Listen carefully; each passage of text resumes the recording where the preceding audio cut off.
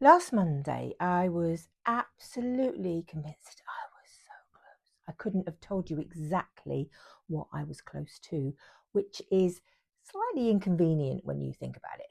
But I knew I was nearly there. You know that feeling when someone's name is sitting on the tip of your tongue, or when you've walked into a room and you're sure you've forgotten something, but you just can't quite remember what it is. It felt a bit like that, like there was something just beyond my reach. Not money, not success, not a relationship, not a house in Portugal, not any specific thing, just something.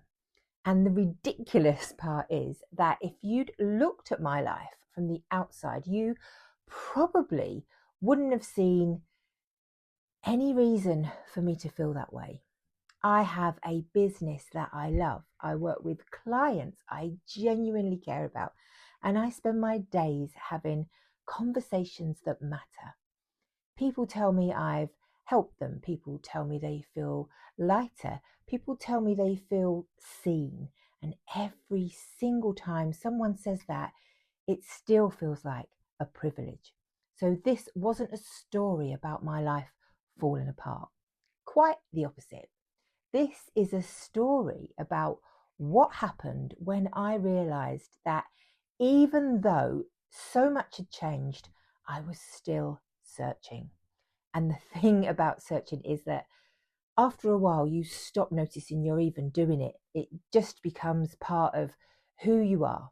You read another book, you listen to another podcast, you take another course, you watch another video, I don't know, you read another magazine subscription, whatever, you have another breakthrough.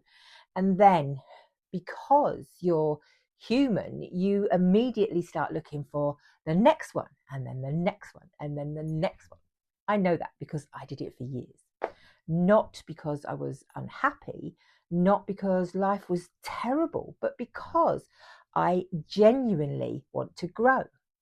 And to be fair, I did a lot. If you'd met me 3 years ago and then met me today, you'll be meeting two very different women. The woman I was then built a successful domiciliary care company. She worked ridiculous hours. She carried enormous responsibility and stress.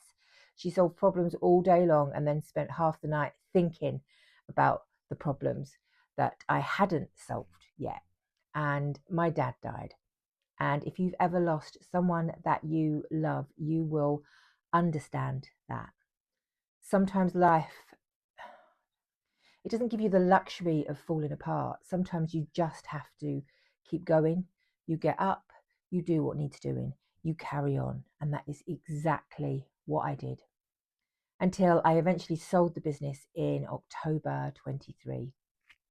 People talk a lot about freedom, about space, about having time.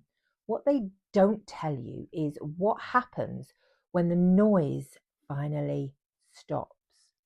Because when the noise stops, you can hear yourself.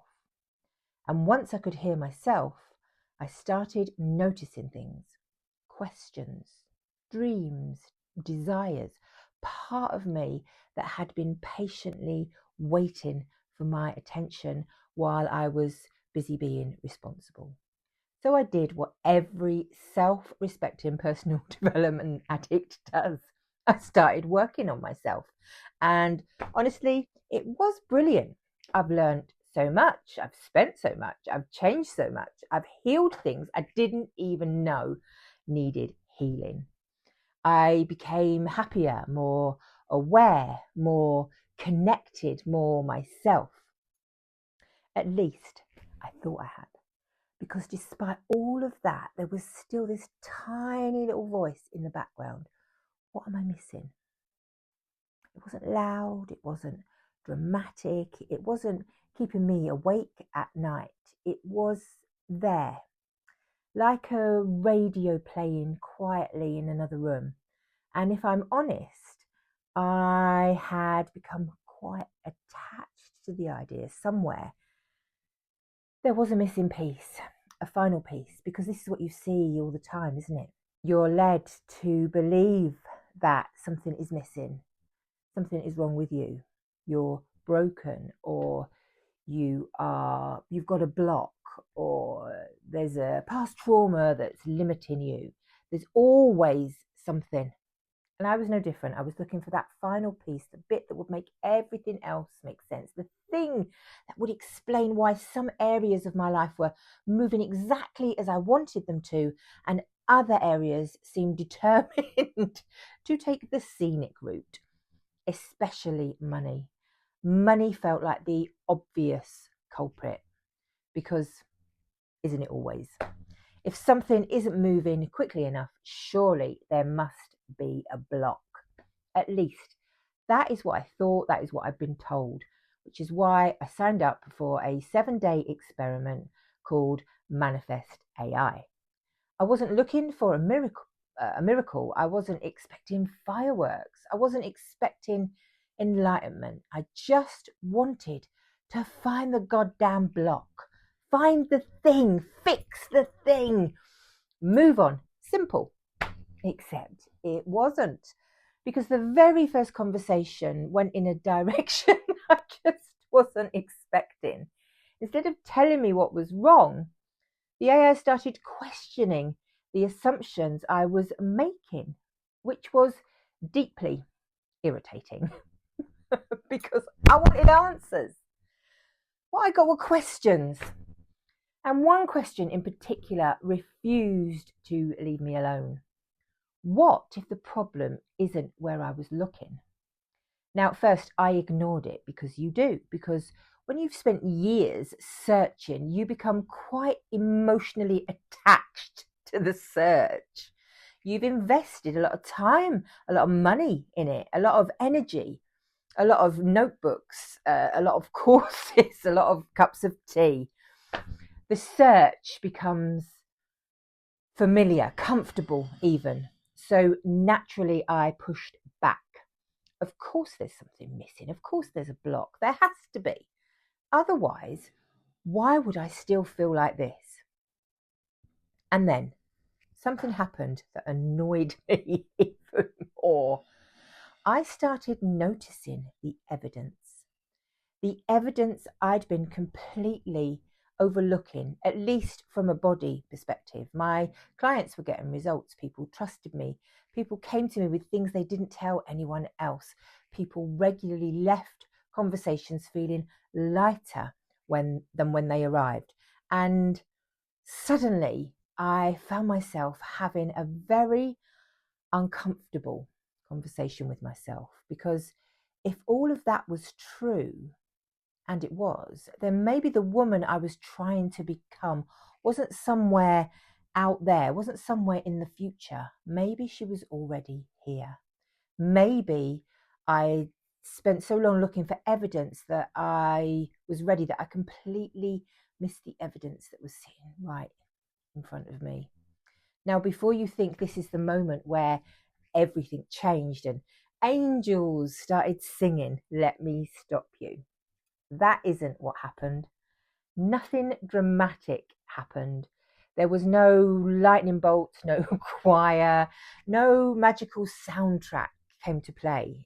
I didn't suddenly understand the meaning of life. What happened was much quieter than that. A tiny, tiny crack appeared in a story that I'd been telling myself for years. The story that said there was an answer, was just out there somewhere. The story that said I just needed one more thing, one more insight, one more breakthrough, one more lesson, one more piece of information, one more answer. And for the first time, I found myself wondering something I hadn't considered before.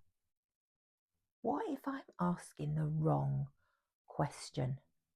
Not what am I missing? What if that's the wrong question entirely? I didn't have an answer, not yet. All I had was a tiny little crack, a question, a possibility. And honestly, if you told me where that question was about to lead, I would have laughed. because over the next few days, I would find myself questioning things I had believed all of my life. I would discover something I wasn't even looking for, and I would begin a journey that had absolutely nothing to do with money and everything to do with something much closer to home. But I didn't know that yet.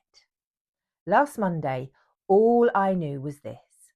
For the first time in a very, very long time, I wasn't completely certain that there was a missing piece. And that was where the story began. If you've ever felt like you are one answer away from finally arriving, then come back for episode 2, because that's when things started to get interesting. If you're sitting there thinking, bloody hell, I think she's talking about me, then you are probably exactly the sort of person I would love to spend 3 evenings with. I am running a free 3-day masterclass on the 8th, 9th and 10th of July at 5 p.m. UK time. The details are below. If you would like to join us, I would absolutely love to have you there.